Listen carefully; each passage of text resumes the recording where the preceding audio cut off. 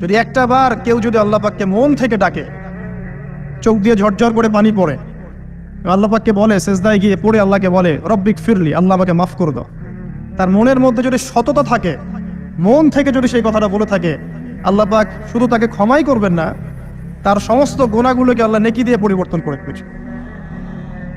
একটা হাদিস পড়ছিলাম, নবী করিম সাল্লাল্লাহু আলাইহি ওয়াসাল্লাম তিনি বলছেন যে লাম্মা কাদাল্লাহুল খালক, যখন আল্লাহ রাব্বুল আলামিন এই মহাবিশ্ব সৃষ্টি করেন, তখন আল্লাহ রাব্বুল আলামিন কাতাবা কিতাবান, একটা কিতাব লিখেছেন, একটা কিতাব আছে আল্লাহর কাছে। কাতাবা কিতাবান ফাহুয়া ইনদাহু ফাওকাল আরশ, যেই কিতাবটা আল্লাহর নিজের কাছে আছে আরশের উপরে, সেখানে আল্লাহ পাক লিখে রেখেছেন। কি লিখেছেন? ইন্না রাহমাতি সাবাকাত গদাবি, প্রতিটা ক্ষেত্রেই আমার রহমত, আমার দয়া, আমার করুণা আমার গজবকে পরাজিত করেছে। মানে আল্লাহ রাব্বুল আলামিনের গজব এর উপরে আল্লাহ পাকের রহমত অবস্থান করছে। জীবনের কোনো ক্ষেত্রে হতাশ হওয়ার কোনো সুযোগ নাই। আজকে পারিবারিক ভাঙন বলেন, ব্যক্তি পর্যায়ের আত্মিক ধ্বংসই বলেন, সমাজের বিপর্যয় বলেন, যাই বলেন, পিছনে একটা বড় কারণ আছে। সেটা হলো আল্লাহ থেকে দূরে থাকা মানুষ, আল্লাহ থেকে হতাশ হয়ে যাওয়া। আর এই কাজটা শয়তান পড়িয়েছে মানুষকে আল্লাহ থেকে দূরে সরানোর জন্য। কিন্তু আল্লাহ রাব্বুল আলামিনের কাছে কেউ যদি যেতে চায়, মন থেকে যদি আল্লাহকে একটা বারও ডাকে, আল্লাহ পাক এক ডাকের মাধ্যমেও তার গুনাহ মাফ করতে পারে। দুজন ব্যক্তির ঘটনা পড়লাম। একজন ব্যক্তি প্রচন্ড রকম আবেদ, প্রচুর ইবাদত করে। আপনারা জানেন ইবলিসও কিন্তু আবেদ ছিল, ইবলিস কিন্তু প্রচুর ইবাদত করেছে। এখন ওই ব্যক্তির একজন বন্ধু ছিল, এটা বানু ইসরাঈলের ঘটনা। তো সেই বন্ধু পাপী ছিল, বিভিন্ন কবিরা গুনাহ করত। আর এই আবেদ ব্যক্তি বারবার তাকে নসিহত করত, গুনাহ ছেড়ে দাও, তুমি পাপ করছো, গুনাহ ছেড়ে দাও। তখন সেই ব্যক্তি যে পাপ করছে সে বলতো যে আল্লাহ কি তোমাকে আমার রক্ষক বানিয়েছেন? আল্লাহ কি তোমাকে আমার উপর দারোগা বানিয়েছেন? আমাকে আল্লাহর হাতে ছেড়ে দাও, আমাকে নসিহত করতে শোনায়। একদিন এই আবেদ ব্যক্তি তার বন্ধুকে একটা জঘন্য পাপ করতে দেখলো, এমন একটা পাপ যেটা দেখে তার মনে ধারণা আসলো এটা চরম জঘন্য একটা কাজ। তখন সে মুখ ফসকে বলে ফেললো যে আল্লাহ তোকে আর মাফ করবে না, আল্লাহ তোকে জান্নাত দিবে না। আল্লাহ রাব্বুল আলামিন মালাকুল মউতকে এই দুজনের কাছে পাঠালেন, দুজনের রূহকে কবজ করা হলো।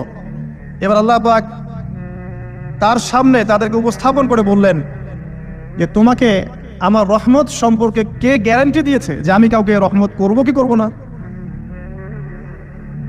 যাও, আমি তোমাকে জাহান্নামে পাঠালাম, ওই ব্যক্তি যে আমার রহমত প্রত্যাশা করেছে আমি তাকে জান্নাত দিয়ে দিলাম। দেখুন, এই হাদিসটা শুনলে মনে হয় বাহ্যিক হয়তো বা মুখের একটা কথার কারণেই সে জাহান্নামে চলে গেল। আসলে বিষয়টা এমন নয়। বিষয়টা আমি আপনাকে বোঝাচ্ছি। বিষয়টা হচ্ছে ইবলিসের মতো। ইবলিস কিন্তু শুধু মন থেকেই বলেনি যে খলাকতানি মিন নার ওয়া খলাকতাহু মিন তিন, আমি কেন তাকে সিজদা করব আদমকে? আদম তো মাটির তৈরি আর আমি তো আগুনের তৈরি। এটা ইবলিসের শুধু মৌখিক স্টেটমেন্ট ছিল না, কারণ কি ছিল? আবা ওয়াস্তাকবার, সে উদ্ধত হয়েছিল, অহংকার প্রদর্শন করেছিল। ভিতর থেকে ইন্টারনালি সে অহংকারী ছিল, সে আন্ডারএস্টিমেট করে কথাটা বলেছে, শুধু মৌখিকভাবে বলে নাই। কিন্তু ঠিক এই ব্যক্তির ঘটনা এমনই, সে মন থেকে অহংকারী হয়ে উঠেছিল, যদিও বা সে আবেদ ছিল। এখানে আমরা যারা প্র্যাকটিসিং মুসলিম হওয়ার চেষ্টা করছি, আমাদের জন্য এখানে নিদর্শন আছে। অচত নামাজ পড়েই ভেবে বসবেন না যে অনেক কিছু করে ফেলছে, এক চিল্লা দিয়ে মনে করে ফেলবেন না যে দিনের জন্য অনেক কিছু করে ফেলছে। একটা হজ করেছেন, ওমরা করেছেন, সিয়াম রেখেছেন, দিনের জন্য দান সৎকার করেছেন, একটা মাদ্রাসা মসজিদ করেছেন, ভেবে বসবেন না আপনি সব অনেক কিছু করে ফেলেছেন এবং অন্যরা সব ককরোচ তেলাপোকা, ওরা জাহান্নামে যাবে, এমনটা মনে করবেন। জানি না আমরা যে কার আমলের কতটুকু আল্লাহর কাছে কবুল হচ্ছে। তো এখানে এই ব্যক্তির সমস্যা ছিল এই, সে নিজের আমলটাকে অনেক ভারী মনে করছিল এবং সে স্টেটমেন্ট দিয়ে ফেললো যে তোকে আল্লাহ পাক মাফ করবে না। এই একটা কথা মন থেকে বলার কারণে তার ইহকাল পরকাল দুটা বরবাদ হয়ে গেল, সে জাহান্নামে চলে গেল। ঠিক আরেক ব্যক্তির ঘটনা আছে এমন, এগুলো সবগুলো রেফারেন্স আছে। এক ব্যক্তি প্রচুর ইবাদত করত, আল্লাহ পাক তার ইবাদত করার জন্য পাহাড়ের চূড়ায় একটা সুন্দর ব্যবস্থাও করে দিয়েছিলেন, সেখানে ডালিম গাছ হতো, ঝর্ণা আসতো, খাবারের কোনো অভাব নাই। হাদিসে এসেছে 500 বছর সে ইবাদত করেছে। কত বছর? কিয়ামতের মাঠে এই ব্যক্তির অবস্থা এমন হবে, তাকে জান্নাতে প্রবেশ করানোর জন্য নিয়ে যেতে বলা হবে। বলা হবে যাও আমার রহমতে জান্নাতে চলে যাও, আল্লাহ পাক তাকে এই কথাটা বলবেন।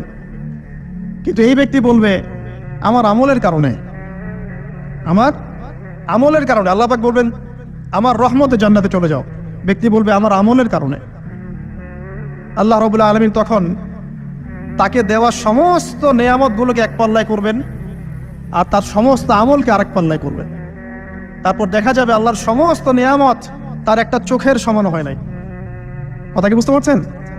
একটা চোখের যে নেয়ামত আল্লাহ পাকের, সমস্ত আমল ও 500 বছরের ইবাদত এতটুকু হয়নি। তারপর তাকে বলা হবে ওকে জাহান্নামে নিয়ে যাও। এবার জাহান্নামে যাওয়ার সময় সে বলবে আল্লাহ তোমার রহমতে আমাকে মাফ করলো। তখন আল্লাহ পাক তাকে আবার ডেকে নিয়ে আসবে, বলবেন যে তোমাকে যে আমি ইবাদত করার জায়গা করে দিয়েছিলাম, এটাকে তুমি নিজে করেছো না আমি করেছি? সে বলবে আপনি করেছেন। তোমাকে যে আমি সৃষ্টি করেছিলাম তখন কি তুমি কোনো আমল করেছিলে? বলবে না। তাহলে তোমাকে যে সৃষ্টি করেছি আমি, এটা কি তোমার আমলের কারণে? না। তোমাকে সারা দুনিয়াতে এত নিয়ামত দিয়েছি, এটা কি তোমার আমলের কারণে? সে বলবে না। তখন তাকে জান্নাতে প্রবেশ করানো হবে। কিয়ামতের মাঠে এমন অনেক ঘটনা ঘটবে যেটা আমাদের চিন্তার বাইরে। আরেকজন ব্যক্তিকে ডেকে আনা হবে, যে ব্যক্তি একটা দুটা নয় বরং 100টা খুন করেছে। সে 99 জন মানুষকে হত্যা করার পর ফতোয়া খুঁজে বেড়াচ্ছিল যে আমার তওবা কবুল হবে কিনা। একজন আবেদের কাছে গিয়েছে। আবেদ আর আলেম কিন্তু এক জিনিস না। আবেদ মানে যে প্রচুর ইবাদত করে, তার জ্ঞান কম, সে শুধু জানে কিভাবে ইবাদত করতে হয়। আলেম হচ্ছে সে যে শরীয়তের গভীর জ্ঞান জানে আবার ইবাদতও করে। আবার যারা জ্ঞান আছে আমল নাই, সেও কিন্তু প্রকৃত আলেম না। প্রচুর জ্ঞান আছে কিন্তু জ্ঞান অনুযায়ী আমল করে না, সেও কিন্তু প্রকৃত আলেম নন। এবার আসেন তো, এই আবেদের কাছে গিয়ে সে বলছে আমার কি ক্ষমা হবে? আমি 99টা খুন করেছি। সে বলল তোমার আবার ক্ষমা? তোমার ক্ষমা নাই। তখন এই ব্যক্তি এই আবেদকে হত্যা করে 100টা খুন পূর্ণ করলো, ওকেও সে মেরে ফেলছে। আমার ক্ষমাই হবে না তো তোর বেঁচে তাকে কি দরকার, তুইও মর। কি বুঝতে পারলেন? বর্তমান বিশ্বের উগ্র মাথার পলিটিশিয়ানদের মতো অবস্থা। আমার দেশের সমস্যা, তোর দেশ পারমাণবিক বোম্বের উড়াই দিব, মানে এরকম একটা অবস্থা। তো আল্লাহ রাব্বুল আলামিন এই ব্যক্তির মধ্যে একটা চেতনা তৈরি করলেন যে আমাকে তওবা করতে হবে। সে তখন সার্চ করতে লাগলো আরো কোনো আলেম আছে কিনা। এরপর অনেক দূরে একজন আলেমের সন্ধান পাওয়া গেল। সে সেখানে গেল, তাকে গিয়ে বললো আমার কি ক্ষমা হবে? সে আলেম তাকে বললো হ্যাঁ তোমারও ক্ষমা হতে পারে, যাও তুমি ইস্তেগফার করো এবং এই এলাকা থেকে অন্য এলাকায় চলে যাও। মানে যে এলাকায় তুমি অনেক দিন ছিলে, যেখানে তুমি অনেক পাপ কাজ করেছো, এখানে থাকার দরকার নাই। তওবা করে তুমি অন্য কোথাও চলে যাও, নতুন একটা জীবন শুরু করো। এখানে থাকলে হবে কি, তোমার স্মৃতিগুলো তোমাকে তাড়িয়ে বেড়াবে এবং মানুষ তোমাকে খারাপ নজরে দেখতেই থাকবে, তুমি তখন কষ্ট পাবে। এই জন্য তুমি চলে যাও। তো চলে যেতে যেতে সে রাস্তায় ইন্তেকাল করে। এবার তার রূহ নিবে কে? এই জন্য দুদল ফেরেশতা আসছেন, জান্নাতি এবং জাহান্নামী। তাদের মধ্যে বাক বিতরটা হচ্ছে কে রূহ নিয়ে যাবে। তো জাহান্নামের ফেরেশতারা বলছেন সে এতগুলো খুন করেছে, তার রূহটা আমরা নিব। আর জান্নাতি ফেরেশতারা বলছেন না, সে তওবা করতে এসেছিল, অতএব সে আল্লাহর অভিমুখী হয়েছে, তার রূহটা আমরা নিব। আল্লাহ পাক এখানে একটা কৌশল করলেন। আল্লাহ পাক ফেরেশতাদেরকে বললেন তোমরা রাস্তাটাকে পরিমাপ করে দেখো, যেদিকে যাচ্ছিল তার পরিমাপ বেশি নাকি যেখান থেকে এসেছে ওর পরিমাণ বেশি। আল্লাহ পাক জমিনকে আদেশ করলেন হে জমিন তুমি প্রশস্ত হয়ে যাও। এবার পরিমাপ করে দেখা গেল সে তওবার দিকে আসছিল, এর পরিমাণটা বেশি। এই একটা কাজের ওসিলা আল্লাহ পাক তাকে মাফ করে দেবেন। মনে রাখবেন এটা মৌখিক বিষয় ছিল না, সে মন থেকে ভিতর থেকে কিন্তু সে আল্লাহর প্রতি অনুগত হয়েছে। এই মনের বিষয়টা আল্লাহ ছাড়া কেউ জানে না। আপনি দেখতে পারেন সমাজে অনেকে দাড়ি টুপি পাগড়ি জুব্বা সব লাগিয়ে ঘুরছে, তো বিশ্বাস করেন তাদের মনটা এমনও হতে পারে যে জানোয়ারের চেয়েও কুৎসিত, তেমনও হতে পারে। আবার আপনি দেখবেন সমাজে এমন অনেক মানুষ ঘুরছে যারা হয়তো অনেক পাপে লিপ্ত মনে হচ্ছে, কিন্তু মনের মধ্যে সততা আছে। আর যার মনের মধ্যে সততা আছে আল্লাহ বা কোনো না কোনো দিন ইনশাআল্লাহ তাকে হেদায়েত দিবে। এটা আমরা আমাদের অভিজ্ঞতা থেকেও দেখেছি। এমন অনেক মানুষকে আমরা দেখেছি যে ড্রাগ অ্যাডিক্টেড ছিল, মিউজিক করেছে, হারাম সম্পর্কের মধ্যে ছিল, নামাজ ঠিক মতো পড়ে নাই, কিন্তু যখনই আল্লাহর কথা আলোচনা হতো দেখতাম সে খুবই শান্তভাবে মন থেকে কথা শুনছে। এই কথা শুনতে শুনতে শুনতে একদিন মাশাআল্লাহ এখন দেখবেন যে চিল্লা দিয়ে বেড়াচ্ছে বিভিন্ন মসজিদে। আল্লাহ হেদায়েত দিয়েছে, সব ছেড়ে দিয়েছে। এরকম মানুষের অভাব নাই কিন্তু সমাজে। তো এখানে আল্লাহ পাকের রহমত বা দয়ার একটা উজ্জ্বল দৃষ্টান্ত দেখতে পারবেন। ঠিক এরকম আরো একটা ঘটনা আছে বনু ইসরাইলের।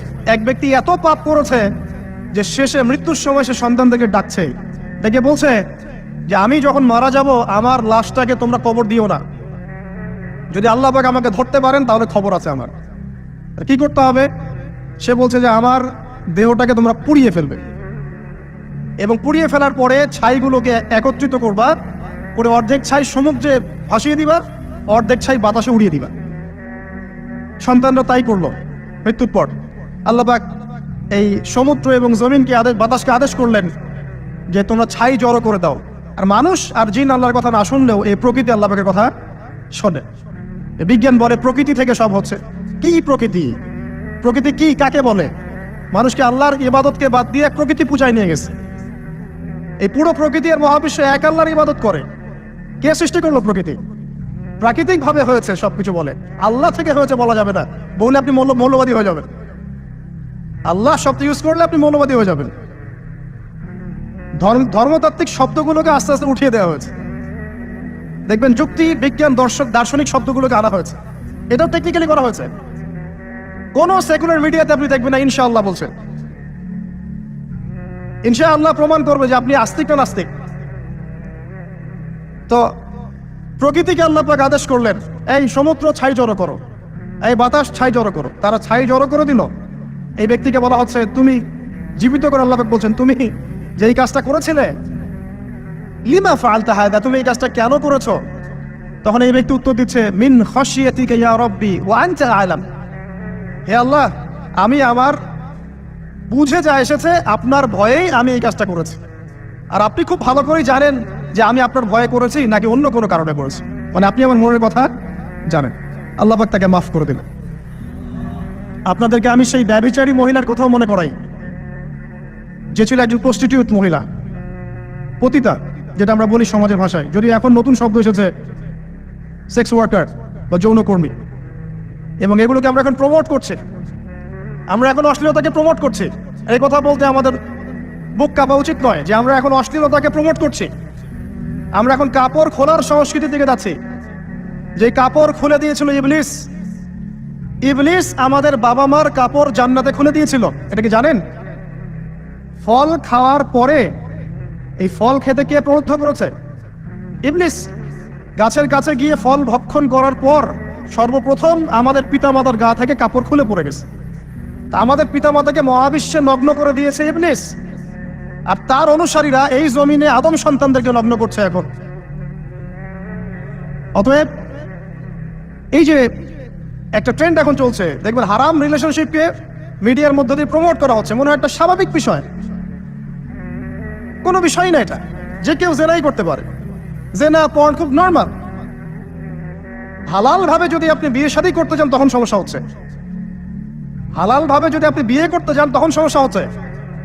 হারাম ভাবে আপনি যা ইচ্ছা তাই করতে পারেন, সমাজে কেউ কিছু বলছে না। এখন বলছে এগুলো স্বাধীনতা। সুবহানাল্লাহ, কোন স্বাধীনতা? স্বাধীনতা বলে কোনো শব্দ নাই মহাবিশ্বে। এই পুরো বিশ্বের সমস্ত মানুষ আল্লাহর অধীনে পরাধীন। এই বিশ্বে যত মানুষ বসবাস করছে এখন, এটা কেউই স্বাধীন নয়। না কেউ স্বাধীন ছিল, না আছে, না থাকবে। সবাই আল্লাহ পাকের দাসত্বের অধীনে পরাধীন। স্বাধীন সেই এই পৃথিবীতে যে ব্যক্তি শয়তানের তাবেদারি করে, ও নফসের তাবেদারি করে, ও তো স্বাধীন, যা ইচ্ছা তাই করতে পারে। এই যে অশ্লীলতার প্রমোটিংটা চলছে, এটাকে পারিবারিকভাবে বন্ধ করতে হবে। আল্লাহ পাক আমাদেরকে বোঝার তৌফিক দান করুন। এগুলো যত বাড়বে সমাজে মহামারী আসবে, দেখে নিয়ে মহামারী আসবে, দুর্ভিক্ষ আসবে, সমাজে এমন সব রোগ ব্যাধির জন্ম হবে যেগুলো নামও শোনে নাই মানুষ কখনো, এবং সামনে ভূমিধস অপেক্ষা করছে, এগুলো আসবে। যাই হোক, ওই মহিলা, যে ব্যক্তি একজন যৌনকর্মী ছিল, বা যেটা আমরা বলি ব্যভিচারিণী মহিলা ছিল, একটা কুকুরকে দেখেছে সে পানি পান করার জন্য তৃষ্ণার্ত। সে এটাতে মায়া করে, দয়া করে তার মোজাটাকে নামিয়ে এই কূপ থেকে পানি উঠিয়ে কুকুরকে পান করিয়েছে। এই একটা কাজের বদৌলতে আল্লাহ রাব্বুল আলামিন এই ব্যভিচারী মহিলাকে মাফ করে জান্নাত দিয়ে দিয়েছে। হাদিসে এটাও এসেছে, নবী সাল্লাল্লাহু আলাইহি ওয়াসাল্লাম বলেছেন, ইরহামু মান ফিল আরদ, তোমরা সবাই জমিনবাসীর প্রতি রহম করো। জমিনে মুসলিমই থাকতে হবে, তাদের প্রতি রহম করতে হবে এমন নয়। জমিনবাসী যারাই আছে সবার প্রতি রহম করো, জাতি ধর্ম বর্ণ নির্বিশেষে। এমনকি পশু পাখির প্রতিও দয়া করো। ইরহামু মান ফিল আরদ, জমিনে যারা আছে সবার প্রতি রহম করো। ইরহামুকুম মান ফিস সামা, যিনি আসমানে আছেন তিনি তোমাদের প্রতি রহম করবেন ইনশাআল্লাহ। ইসলাম এই কথাগুলো বলেছে 1400 বছর আগে। আজকের এই বিশ্বের সোকল্ড এই মডার্ন বিশ্বে যেখানে মানুষের রক্তের কোনো দাম নাই, সেখানে ইসলাম পশু পাখির অধিকার নিয়ে কথা বলেছে 1400 বছর আগে। কাদেরকে কি শেখাতে আসেন? কোরআন এবং সুন্নাহর বাইরে অভ্রান্ত সত্যের কোনো উৎস আছে? এখানে যা আছে তাই চূড়ান্ত। মানতে চাইলে মানেন, না মানতে চাইলে জাহান্নামে যান, কেউ তো বাধ্য করছে না। লাকুম দীনুকুম ওয়ালিয়া দিন। আল্লাহ পাকের রহমত দেখেন। আরেকটা ঘটনা আছে, এমন একটা বিড়ালকে বেঁধে রেখেছিল এক মহিলা, খাবার দেয় নাই, কষ্ট দিয়েছে। একটা বিড়ালকে খাবার না দিয়ে কষ্ট দেওয়ার কারণে এই মহিলাকে আল্লাহ পাক জাহান্নামে পাঠিয়েছে। এরকম কত ঘটনা আছে। এই ঘটনাগুলো হাদিসের পাতায় বর্ণিত আছে। কোরআনে কি বলছে দেখুন। কোরআনের আমি কয়েকটা পয়েন্ট আপনাদেরকে খালি বলছি, এটা নিয়ে আমি সকালে ভাবছিলাম। আল্লাহ পাক আদম আলাইহিস সালামকে সৃষ্টি করেছেন আমরা সবাই জানি, কিন্তু আল্লাহ পাক সূরা সাদের মধ্যে বলছেন ইবলিসকে, হে ইবলিস তোমাকে কিসে বারণ করলো আদমকে সিজদা করতে, যে আদমকে আমি নিজের হাত দিয়ে সৃষ্টি করেছি। আল্লাহ রাব্বুল আলামিন যে আমাদেরকে এত যত্ন করে